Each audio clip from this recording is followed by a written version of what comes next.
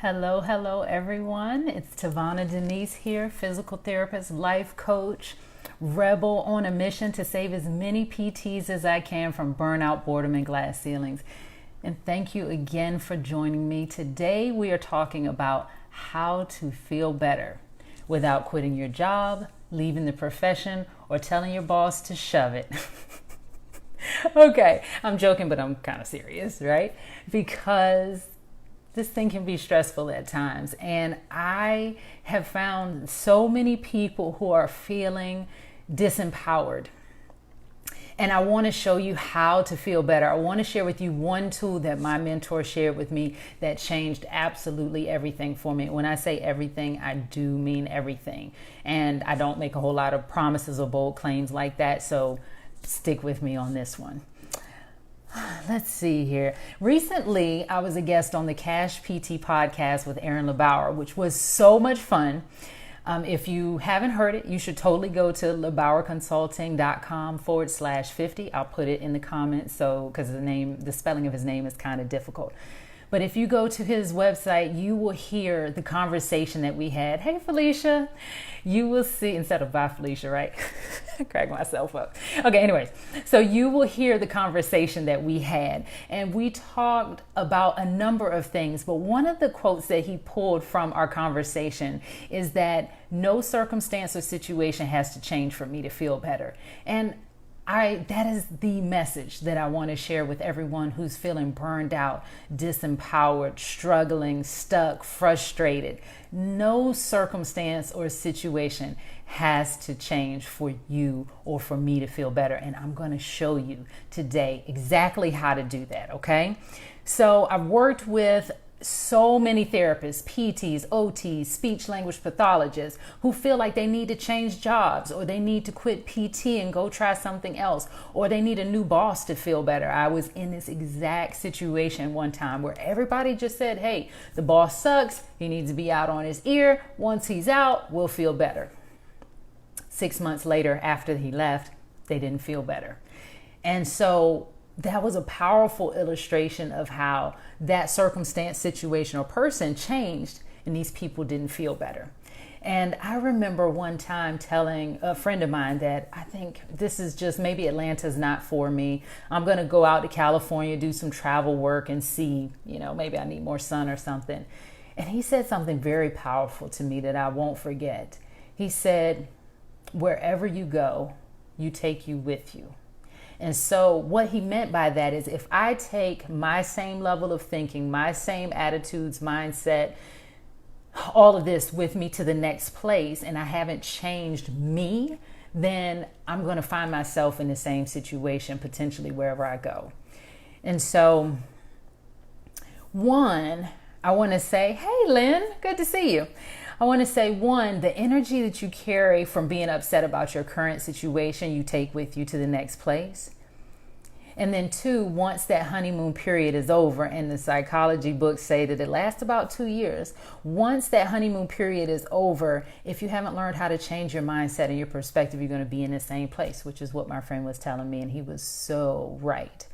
And so I want to share with you this powerful tool that my mentor shared with me that completely changed the way that I process what is happening around me, and really being able to have my power, take my power back wherever I go. And it was so interesting. Felicia's on with us today, and I was just chatting with her in the American Academy of Physical Therapists group about perspective. And I'm going to share the example that she gave while we were there and how that was so powerful and why she felt the way she did and why the upperclassman felt the way that he did. Absolutely, Felicia.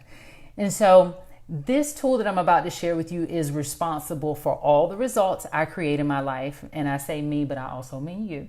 And how I feel at any given moment, no matter what's going on around me, who's the boss, what the patient says, what the family members say. Okay? And so I want to show you how to use it. Now, I'm going to talk you through it first. And then I'm going to show you the diagram and give you some examples. And so at the end, if you think of any examples or situations you want me to help you kind of walk through, I'm happy to do that at the end. So my mentor, Brooke Castillo, thanks Felicia, it was fun. My mentor, Brooke Castillo, who owns the Life Coach School, which is where I got my certification and training, because a lot of you ask, she calls this tool the thought model, and it goes like this. For everything that happens in our lives, we immediately have a thought about it. We have an opinion about it.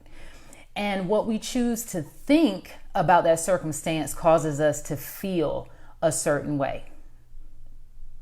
And when we feel a certain way because we're thinking about that circumstance in that way, we act in a certain way. That action or reaction repeated again and again over time causes the results that we have in our life. So I'll say it again, and I'll actually show you the diagram. This is the thought model. I hope you can see that. Yeah. So we have a circumstance or a situation in our life. We have a thought about that. That thought that we have causes us to feel a certain way. And when we feel a certain way, we do certain things. And when we do certain things over and over again, we have certain results. Okay? And so to break it down further so that you understand, and I'm going to read this part because I want to make sure that we get this. Circumstances are based in fact. They can be proven by science or in a court of law. And another way that I like to think about it is if you line 100 people up, 100 out of 100 would say the same thing about that circumstance or situation. So for example, the sky is blue, or a direct quote. Now, some people debate the sky is blue, but you get what I'm saying. So if you hear me say, my quote was, no circumstance or situation has to change for me to feel better. That is a direct quote. Everybody that heard it, unless we're playing a game of telephone, will say the same thing about it. Okay, hey Jasmine. Then the thoughts are the sentences or opinions in our mind about the situation, circumstance, person, the noun, right? And this can vary greatly from person to person. For example, he said, you are beautiful. Some people think I'm beautiful, others do not. So this is a thought. This is an opinion. If I line 100 people up, 100 people will not say the same thing. So we'll leave it there. Feelings. Okay, let me give you an example of that one. Today is Monday is a circumstance. Your opinion about today being Monday is the thought. So today is Monday, and the thought might be Mondays suck. Okay, that's a thought. That's an opinion. Everybody doesn't say the same thing. Now going into that, how we feel is a one-word emotion that is generated by the thought that we just had. Okay, so going back to our example of Monday. Monday is a fact. Monday is Monday, right? The thought that we had about Monday is Mondays suck. When I choose to think that Mondays suck, how do I feel because I'm thinking that Mondays suck? And that one-word emotion or feeling might be grumpy. I think grumpy is an emotion. Yeah. So grumpy or exhausted, right? When I am feeling grumpy or exhausted because I'm thinking Mondays suck, I don't really go the extra mile to work with my patients, possibly. And I maybe don't get good results with the patient. And the result of that is I continue to believe or to think that Mondays suck. Okay. So I'm going to give you a different example that I see come up. I had this particular one too, right? So the circumstance was weekly staff meetings. The thought that I had is nothing ever changes around here. Okay. When I think that nothing ever changes here, I feel kind of indifferent, right? And if I'm feeling indifferent because I'm thinking nothing ever changes around here, what might I do? In that case, I don't speak up and share my ideas. That's the action. The result of me not speaking up and sharing my idea, which is probably new and novel, is that nothing ever changes around here because I didn't share the new idea. So when you're looking at this thing that we call the thought model, every thought that we have, we must prove it to ourselves. And so our actions and everything lines up, where in this particular case, where is it? My thought was nothing ever changes around here. And the result was nothing changes because I didn't share the new idea. So I'm going to give you a few more examples so you can kind of follow me, because I know a lot of people can relate to weekly staff meetings. So I mentioned earlier that our thoughts dictate how we feel and the results that we create in our lives. And so without that circumstance or situation changing, we have the power to feel better at any point in time by how we choose to think about the situation. Okay, so I got this one before. I'm going to give you, in this case, I'm going to give you the model and I'm going to give you an alternative so you can see that how we choose to think about it is dictating how we feel and ultimately our results. So one of my clients had a situation where they did not like talking to the manager. And the thought that they kept running through their mind was, they don't listen to me, the manager. And when they chose to think that the manager didn't listen to them, how they felt was defeated in every situation where they had to communicate with the manager. And when they felt defeated because they were choosing to think that the manager wasn't listening to them, then they were actually, the actions that they had was very little or ineffective communication. The result of that proving their original thought that the manager doesn't listen to them. So I'm going to give you an alternative to this line of thinking. Here's an alternative. Same situation, talking to the manager. Here's a new thought that's optional. You can choose whatever you want to think. So what do you want to choose that will be more empowering to you? And in this case, it is, I have something important to say. And when that person changed the thought to, I have something important to say, then they felt more confident. And when they felt more confident because they were thinking, I have something important to say, as opposed to, they never listened to me, then they tried multiple ways to get their point across. They asked for somebody to listen to what they wanted to say and give them feedback before they attempted. They came up with different facts and things like that. And so the result was the manager considered what they had to say. So I want you to really notice how different thoughts create different results and see how you can use that in your life and in your future. And actually, that makes me think about the example that Felicia and I were talking about in our discussion, where she was talking about how she met up with an upperclassman in their student lounge and he just looked haggard and ragged. And when she was asking him what was going on, he was talking about, oh, well, he had his head down. He really didn't do a whole lot in participating in PT school, and he was getting out, and it was going to be about taking the boards and student loans and all of that, right? And when she was talking about her future, she was talking about how she was going to be starting her own. He did look tired. Exactly. I could tell by what he was saying, right? So when she was talking about it, she was excited about her future because she was thinking, I'm going to start my own practice. I'm going to add to the profession. Because when she thought, I'm going to start my own practice, I'm going to add to the profession, then she felt excited. Whereas he's thinking, I got all these student loans to pay. I got to pass the boards. And then he looked exhausted. But I'm sure if we asked him, he felt exhausted too. And so that is another way that, oh, well, thank you. That is another way that you can shift your thoughts and shift how you feel right then by the choice of thought. Does that make sense so far? Are you tracking? You understanding what I'm talking about so far? Can I get a thumbs up if you do understand me so far? Okay, awesome. Oh, that's cool. They didn't start out as thumbs up, but they turned into them. Okay, cool. Thanks, Felicia. All right, let's do one more. And then if we have time, I will help you walk through a circumstance if you want to share one with me. Okay, so the situation is work. All right, this is a big one for so many people.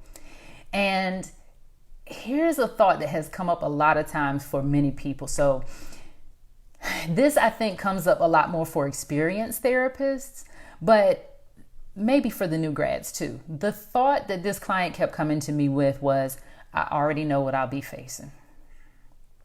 And when she chose to think that I already know what I'll be facing, she felt defeated and exhausted before she even got to work, before she even started the day, because she chose to think, I already know what I'll be facing. And the interesting thing about that optional thought, right, because we don't have to think that, is that it's actually not true. So remember what we were talking about before. A circumstance is a fact, is something 100 out of 100 would agree with. A thought is an opinion about that circumstance. So she thought, I already know what I'll be facing. But any of you all that have ever worked in acute care know for a fact that you do not know what you'll be facing. You can set the schedule up the night before and know you have 10 patients and come in and, people are sick, hypotensive, off for surgery, in dialysis, and you end up seeing 6. So we never really know what we're facing. And the interesting thing about that, when she chose that thought that was actually not true, it was causing her to suffer. It was causing her to feel exhausted before she even started the day. So here's what we did with that thought to give her some of her power and her energy back. We turned it into a question. So same situation, work. Circumstances, work. And what I did was ask her, what's the adventure for today? Because we really don't know what's going to happen when we walk into that hospital during the day.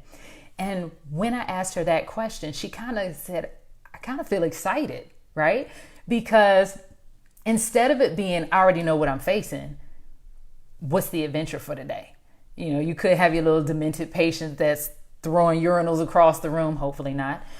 Or you could have the other situation. So sometimes if you can't come up with the thought, the sentence, sometimes you can turn it into a question in a way that makes you feel better. What am I looking forward to today? What am I excited about today, right? That can cause your brain to start searching for those things that make you feel better, all right? And why I talk so much about option of thought, because people, when it's running around in their mind, they think that it's a fact, they think that it's true, that they think that it's irreversible or unchanging. And the cool thing about our minds is we get to decide how we want to think, how we want to feel. We get to choose what perspective we're going to take about the mindset. And thoughts like, I already know what I'll be facing, the manager doesn't listen to me, are disempowering, but they're also optional, which means we can change them. And that's a good thing. So I want you guys to think about, how do you want to think and feel about work or school or the boards or whatever? Your patient, or your husband, your wife, your partner, your whatever, right? How do you want to think about that situation or circumstances? How do you want to feel about that? Your boss, your work, your coworkers, the organization. How do you want to feel? And then you go find the thought that matches that feeling. That's how you get your power back without anything changing. And that's how you get to interact with your coworkers, your boss, your patients, and all of these people without your feathers getting ruffled so much, so easily, actually.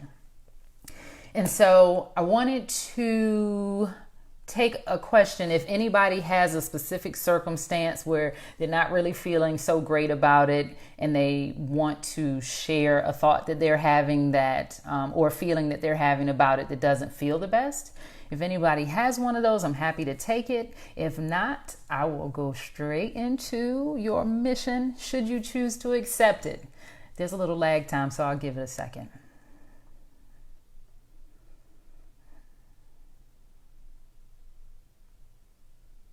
Okay.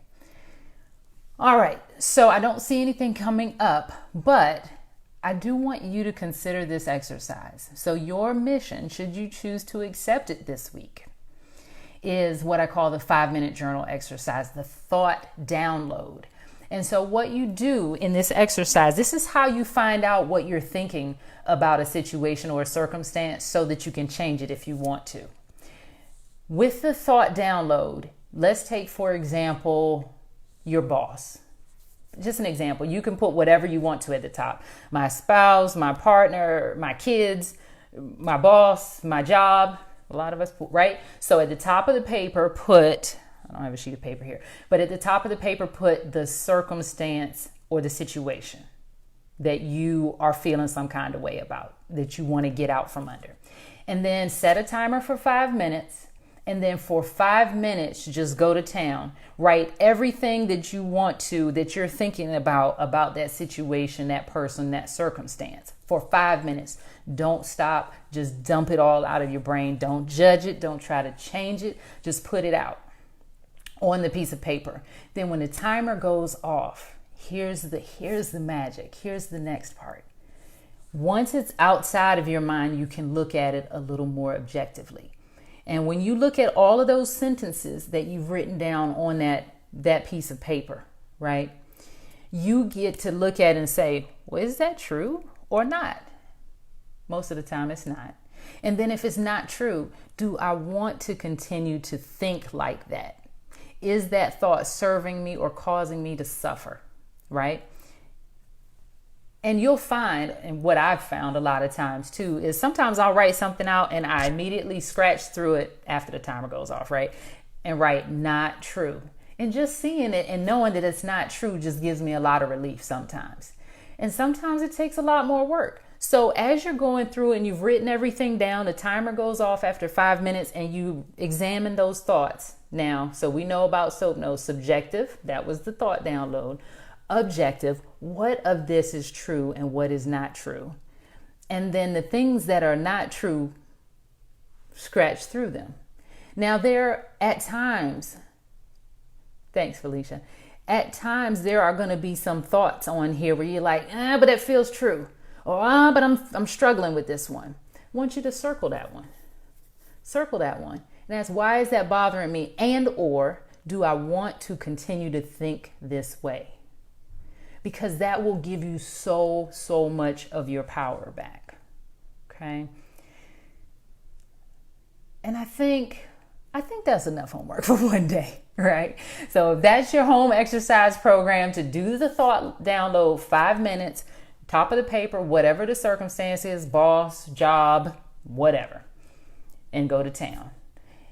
As always, if you're feeling frustrated, stuck, you just want to find out, you're feeling burned out and you want to find out what is the cause of all of this, I would ask you to consider grabbing a time on my calendar.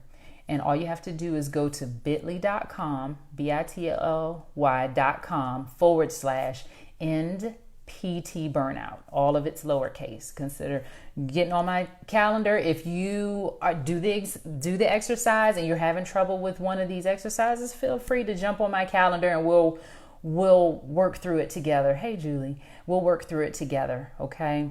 Here's to happier Mondays, guys. I will see you next week. Same time, same place. And I think next week we'll be talking about how to have more energy. How to have more energy next week. I will see you guys next week, Tuesday, 8:30 p.m. Eastern Standard Time. Have a great evening.